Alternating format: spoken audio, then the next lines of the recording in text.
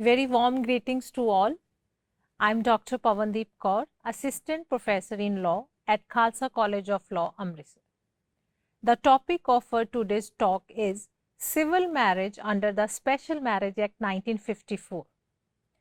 Dear learners, this module will make you acquainted with the provisions of the Special Marriage Act 1954, application of Special Marriage Act 1954, need and importance of the Special Marriage Act 1954, marriage under the provisions of the Special Marriage Act 1954, essential requirements of valid marriage and procedure under the provision of Special Marriage Act 1954.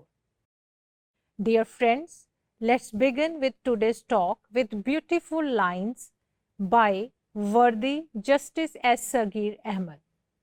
Marriage is the sacred union, legally permissible, of two healthy bodies of opposite sexes. It has to be mental, psychological, and physical union.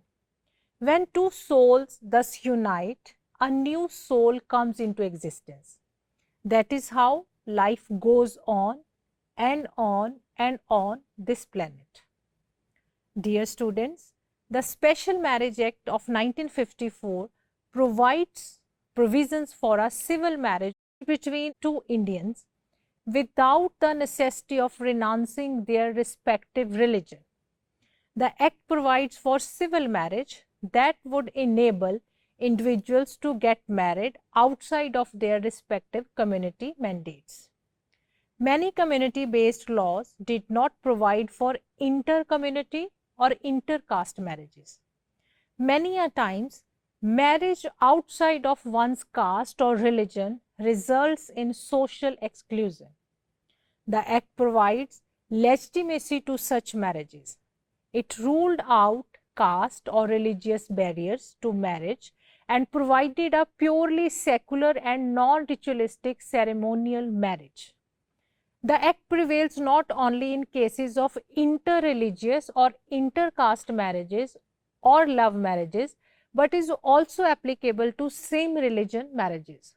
In modern times, families continue to fix marriages based on religion, caste, gotra, astrological alignment, skin color, family background, and social standing, etc. Marriages must take place not only within the same faith but also within the same caste according to endogamy rules. The Special Marriage Act was passed in 1954 to help people who were in interfaith relationship or just wanted a secular marriage. India is a country with divergent cultural gaiety and religious affinity of people living together, exhibiting unity in diversity. Institution of marriage and value-oriented family systems are significant features of Indian culture. Arranged marriage is the generally accepted norm in Indian society. Love marriage, intercaste or interreligious marriage, or registered court marriage is generally a rare practice. Parents customarily select a bride or groom for their children in same caste or religion. Society eschews those who marry out of their caste or community. Honor killings have been reported every year in India. Interestingly, from the statistics of the United Nations, 1 in 5 cases of honor killing internationally every year is in India. On the other hand, some NGOs are helping the performance of love marriages and extending protection for such love marriages. Marriage has traditionally held a sacred place in Indian society, with people placing the union of two individuals as a couple on a very high pinnacle. Throughout history, the practice of marriage has accumulated so many norms and ethics that is resulted in a union of two families rather than two individuals. When picking partners for marriage, there is frequently a significant level of social involvement. In many regions of India, for example, marriage between members of the same social status or caste has become a norm, while inter-caste marriages are strongly prohibited. Interreligious marriages, on the other hand, are frowned upon, with individuals being outcast or socially boycotted simply for marrying someone of their choice who does not share their religious beliefs and customs. Various vigilante organizations have further aggravated the couple's trouble to the point where they must engage in a protracted battle to guarantee that their lives and safety are not jeopardized. Since the Hindu Marriage Act of 1955 or registration of marriages under Muslim personal laws, religious laws in India have not been able to accommodate and regulate marriages between interfaith or intercaste couples who do not want to associate and solemnize their marriage according to any other particular religious laws since the colonial era. In India, the man-made demarcations of caste, religion, and culture play a predominant role in the matters of marriage. Customary marriages in India take place within the caste and faith to which the couple belongs. Those nuptials which challenge this norm of Indian society are considered socially unacceptable and irreligious. But the Special Marriage Act of 1954 works towards granting legal validity to those marriages where two consenting parties belong to different faiths or castes. It lays down the procedure through which such marriages are granted legal credibility. As a result, the government of newly independent India's only rationale for enacting this special legislation was to find an effective alternative to earlier colonial law and provide a straitjacket remedy to individuals who wanted separate provisions for solemnization and registration of marriages through a civil contract. Since the right to marry has also been included as a fundamental right under right to life and personal liberty under Article 21 of the Indian Constitution. Friends, after brief overview of the Special Marriage Act 1954, now we will discuss that why this act is a special legislation. Under the provisions of the Special Marriage Act of 1954, marriage is special because one need not convert or renounce the religion, unlike the traditional arranged marriages, which include two families belonging to the same caste, same community. The Act aims at inter alia providing for legalizing interreligious or intercaste marriages. The certificate of registration under the Act has been considered general proof of marriage. The Special Marriage Act is a secular law that enables any person living in India to get married under that act, irrespective of the religion he follows. Further, the application of the Special Marriage Act 1954. The Special Marriage Act of 1954 applies to every state in India. Besides Indians, this act also extends to Indian nationals living in foreign countries. Under this act, the basic requirement for a valid marriage is the consent of the parties and does not require any kind of custom, rituals or ceremonies to be performed, as marriage is considered as a civil contract under this act. Parties intending to marry, irrespective of faith they follow, may be a Hindu, Sikh, Jew, Muslim, Christian, Buddhist, Jain or Parsi. Thus, the Special Marriage Act 1954 applies to all persons of all religions. This legislation permits parties from all religions, caste or communities to marry. In case the parties go for divorce, it should be governed by the Special Marriage Act 1954. The act, in contrast to other personal marriage laws, allows marriage without converting to the partner's religion. Further, what is the need and importance of the Special Marriage Act 1954? Dear friends, the Special Marriage Act of 1954 is secular.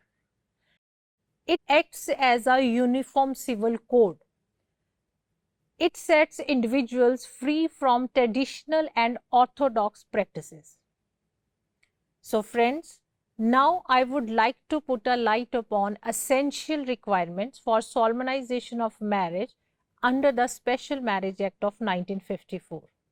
Section 4 of the Special Marriage Act of 1954 precisely lays down the requirements that must be met to solemnize a marriage.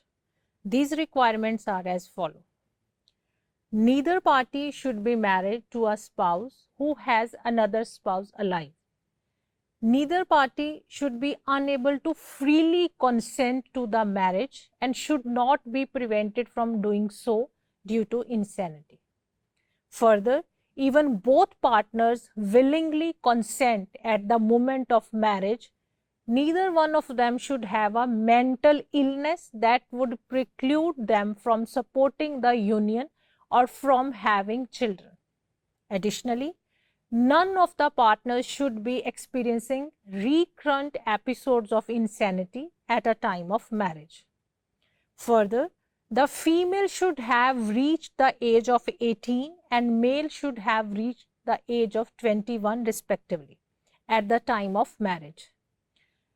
Along with this, neither party may be involved in any of the prohibited relationship listed in Schedule 1 of the Special Marriage Act, and Section 2 Subclause B of the Act defines prohibited relationships.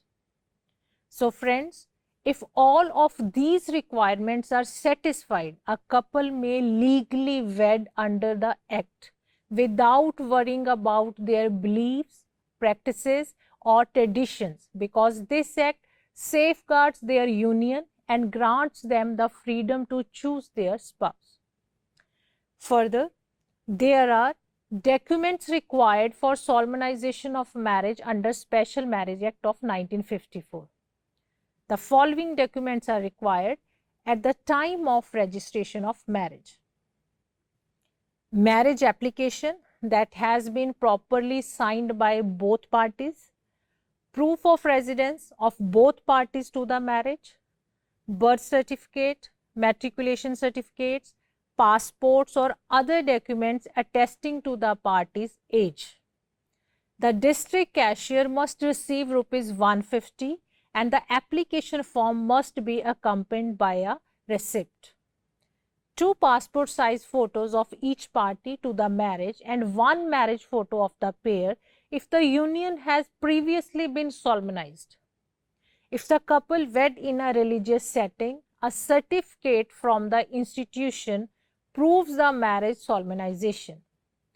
If the parties have previously solemnized their marriage, a wedding invitation proves the marriage solemnization. A declaration form, each party saying that they do not fit within the parameters of prohibited relationships. If either or both of the parties to the marriage were previously divorced under the Special Marriage Act of 1954, a copy of the divorce decree must be submitted with the application. A death certificate must be submitted with the application if either of the parties to the marriage is a widow or widower. The application form must be submitted with an affidavit that details the wedding's date, time, location, as well as couple's marital status and nationalities. 2 witnesses from each of the parties to the marriage must be present when the parties meet at sub-registrar's office. 2 witnesses from each of the parties to marriage must attend the meetings at the sub-office of registrar if the marriage has already been solemnized. Dear friends, you would love to know about the procedure to solemnize a marriage under Special Marriage Act of 1954. The procedure to solemnize a marriage under Special Marriage Act of 1954 is defined under Section 5 to Section 14 of the Act as follows. The first one is issuance of mandatory notice. According to Section 5, the parties must send a written notification to the marriage officer of the district where at least one of them has lived for at least 30 days. Second one is record of notice and its publication. According to Section 6, the marriage officer must keep a record of all notices in the marriage notice book, where a true copy of each notice must be entered, and he must make the book available for anybody who requests to view it. According to this section, the marriage officer must also post a copy of the notice in a prominent location in his office.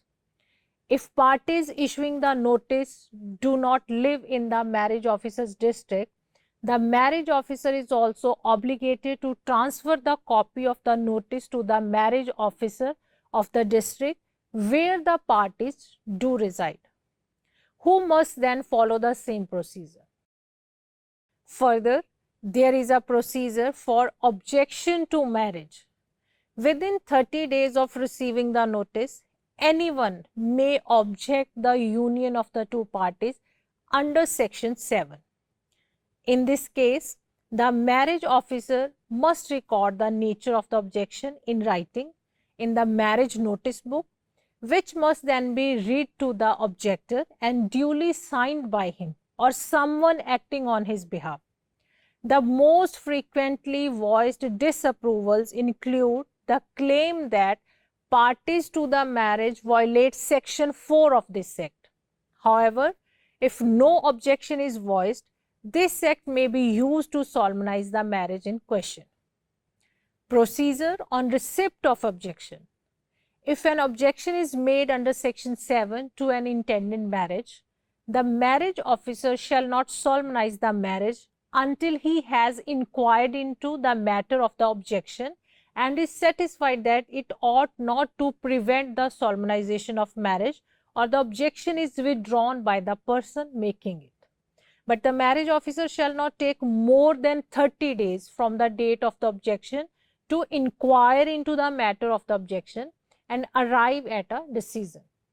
If the marriage officer upholds the objection and refuses to solemnize the marriage, either party to the intended marriage may, within 30 days from the date of such refusal, prefer an appeal to the district court, within local limits of whose jurisdiction the marriage officer has his office.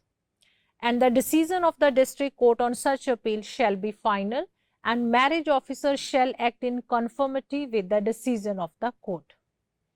Then there is a declaration by parties and witnesses. Before marriage is solemnized, it is required by Section 11 that parties, 3 witnesses, and the declaration listed in Schedule 3 of this Act be signed in the presence of marriage officer and countersigned by him or her. Then next one is place and format for solemnization of marriage. The marriage may be solemnized at the office of the marriage officer or location with a reasonable distance of the office upon payment of the set price, according to Section 12, which specify the location and format of the ceremony. In addition, parties are free to decide how to formally tie the knot, although it is required that they state, like, I, A, take thee, B, to be my lawful wife or husband, in front of 3 witnesses, and the marriage officer. The next one is marriage certificate. Once marriage has been solemnized, marriage certificate must be entered into marriage certificate book as per Section 13 and signed by both as well as 3 witnesses.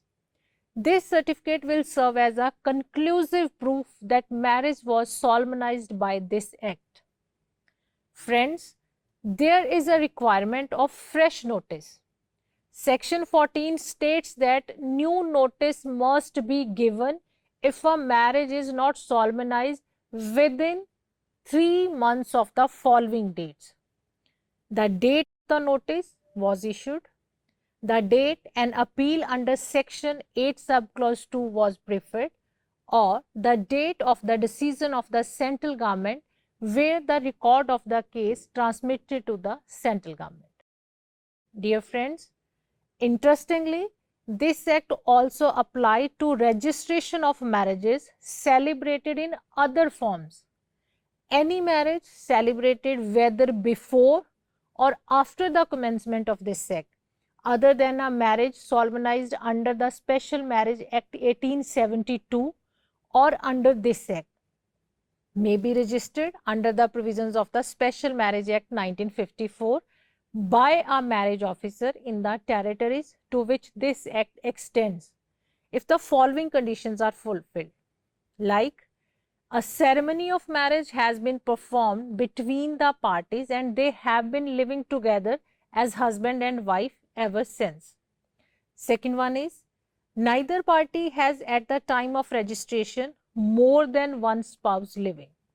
Further, neither party is an idiot or a lunatic at the time of the registration.